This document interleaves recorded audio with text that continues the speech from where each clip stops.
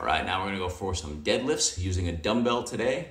Use a dumbbell, a barbell. This is the general fundamental form when you're doing a deadlift. So, first off, feet approximately shoulder width apart, maybe plus one more foot width there. When you're getting down low, the important thing about the deadlift, remember you're hinging primarily at the hip. There's gonna be a bend at the knee unless it's just a straight-legged deadlift where you're never really locked out, but you might be keeping a static bend in the knee. A lot of deadlifts will have a little bit more of a bend in the knee as you go through the motion just a little bit, but most of this motion is coming from this hinging at the hip. You want to make sure you guard your back by tightening the muscles around your core, your abdominal muscles. Think like you're pulling everything in towards the center. You tighten your abs, tighten your obliques, you're pulling everything in towards the middle. Before you even pick up the weight, I want you to get some tension in your grip, in your upper back, in your low back, in the glutes.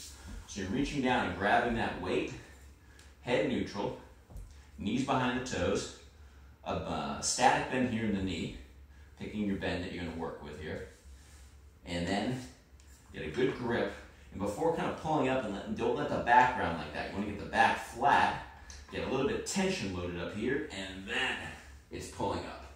Slowly on the way down, and again, right up. So you can see we're not letting the back arch. It's all about extending at the hip, just like that. Driving through the heels. Good.